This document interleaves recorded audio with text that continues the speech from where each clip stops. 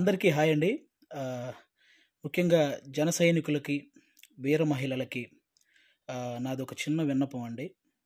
నేను ప్రొఫెషనల్‌గా కమెడియన్ అయ్యుండొచ్చు గానీ, పర్సనల్‌గా 80% మార్కులతో బీటెక్ కంప్లీట్ చేసి, ఈ సమాజం మీద, రాజకీయాల మీద, అలాగే వ్యక్తుల మీద, విలువల మీద, అన్నిటి మీద అవగాహన కలిగిన ఒక వ్యక్తిని నేను కూడా. ఆంధ్రప్రదేశ్‌లో ఓటు హక్కు ఉంది కాబట్టి జరుగుతున్న విషయాల మీద మాట్లాడే హక్కు నాకు కూడా ఉందని నేను మాట్లాడుతున్నాను. అంటే జనసేనకి 24 సీట్లు అని అనౌన్స్ చేయగానే చాలామంది పవన్ కళ్యాణ్ గారిని తిడుతున్నారు. కొంతమంది అలుగుతున్నారు. కొంతమంది అసంతృప్తి చెందుతున్నారు. ఇంకొంతమంది అయితే మోసిన జెండానే కిందేసి కాలుస్తున్నారు. ఇంకొంతమంది అయితే వేసిన స్టిక్కర్స్‌ను లాగేసి పీకేస్తున్నారు. ఇవన్నీ చూసి నిజంగా మనసుకి చాలా చాలా చాలా బాధ అనిపించింది. ఒక్కసారి ఆవేశంతో కాకుండా మీ ఆత్మసాక్షిగా ఆలోచించి చెప్పండి. తను నమ్ముకున్న ప్రజలను కానీ, తనతో నడుస్తున్న నాయకులను కానీ మోసం చేసే వ్యక్తిత్వం పవన్ కళ్యాణ్ గారికి ఉంటుందా అండి? పెట్టిన పార్టీకి సపోర్ట్ చేసే మనమే ఇంత ఆలోచిస్తే, ఒక పార్టీ పెట్టిన వ్యక్తి ఇంకెంత ఆలోచించుంటాడు? ఒక డెసిషన్ తీసుకోవడానికి తనలో తాను ఎంత మదనపడి ఉంటాడు? ఇది ఒక్కసారి ఆలోచించాలని మనస్ఫూర్తిగా కోరుకుంటున్నాను. 10 సంవత్సరాలుగా ఎటువంటి అవినీతి చేయకుండా తన సొంత కష్టార్జితంతో పార్టీని నడుపుతున్న గొప్ప నాయకుడు పవన్ కళ్యాణ్ గారు. అలాంటి వ్యక్తి గురించి మన శత్రువులు మాట్లాడినట్టు మనం కూడా మాట్లాడితే నిజంగా బాధ అనిపించిందండి. అంటే 24 సీట్లు ఏంటి, అదేంటి, ఇదేంటి అని 2019లో కనీసం ఆయన్ను కూడా గెలిపించుకోలేని మనం అదేంటి, ఇదేంటి అని అడిగే హక్కు నిజంగా మనకు ఉందంటారా? అరే, చిన్న పరీక్ష ఫెయిల్ అయితేనే ఇంట్లో నుంచి ఒక 10 రోజులు బయటికి రాము. అలాంటిది ఇంత పెద్ద ప్రజా సంగ్రామంలో 2 చోట్ల ఓడిపోయి కూడా రెండో రోజే సమస్య అనగానే పరిగెత్తుకుంటూ వెళ్ళి ఆ సమస్యను సాల్వ్ చేసిన గొప్ప మనసు పవన్ కళ్యాణ్ గారిది. తన పిల్లల కోసం బ్యాంకులో దాచిన డబ్బును కూడా తీసి కౌలు రైతుల కష్టాలు తీర్చిన పవన్ కళ్యాణ్ గారి గురించా మనం ఇలాంటివన్నీ మాట్లాడేది? ఎన్నో సమస్యల మీద ఎంతోమందికి ఎన్నో రకాలుగా సహాయం చేసిన వ్యక్తిత్వం. రోజుకు 2 కోట్లు తీసుకునే ఒక స్టార్ హీరో సంపాదించిందంతా సహాయ కార్యక్రమాలకే పెట్టేసి ఆల్మోస్ట్ అప్పు చేసి మరీ ఒక పార్టీని నడుపుతున్నాడని మీలో ఎంతమందికి తెలుసు? అలాంటి పవన్ కళ్యాణ్ గారి గురించి మనం ఎలా పడితే అలా మాట్లాడేస్తున్నాం. దేశంలో ఇన్ని రాజకీయ పార్టీలు ఉన్నాయి, ఇంతమంది రాజకీయ నాయకులు ఉన్నారు.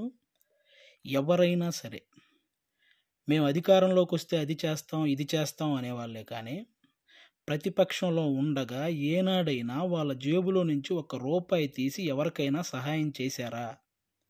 అలా సహాయం చేసిన ఏకైక రాజకీయ నాయకుడు పవన్ కళ్యాణ్ గారు. అలాంటి వ్యక్తిని పట్టుకొని మనం కులాన్ని తాకట్టు పెట్టాడు, పార్టీని తాకట్టు పెట్టాడు, ప్యాకేజ్ తీసుకున్నాడు అని చాలా ఈజీగా అనేస్తున్నాం. అమ్మలాంటి కులాన్ని, పార్టీని తాకట్టు పెట్టే వ్యక్తే పవన్ కళ్యాణ్ గారు. డబ్బుకు అమ్ముడుపోతాడా? ప్రతిపక్షంలో ఉన్న టీడీపీ కంటే అధికార పక్షంలో ఉన్న వైసీపీ దగ్గరే ఎక్కువ డబ్బు ఉంటుంది కదా. మరి అమ్ముడుపోయే వ్యక్తి అయితే వాళ్ళే కొనుక్కోవచ్చు కదా. ఎందుకండి ఈ మాటలు? పవన్ కళ్యాణ్ గారు ప్రజలు పంచే ప్రేమకు బానిస కానీ నాయకులు పంచే డబ్బుకి ఎప్పటికీ బానిస కాడు, అవ్వడు.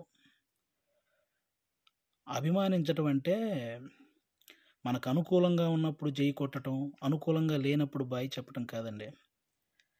ఒక నాయకుడు ఎలాంటి డెసిషన్ తీసుకున్నా దానికి కట్టుబడి ఉండటాన్నే అభిమానించడం అంటారు. అదే నిజమైన అభిమానం అంటారు. అలా ఉండగలగాలి.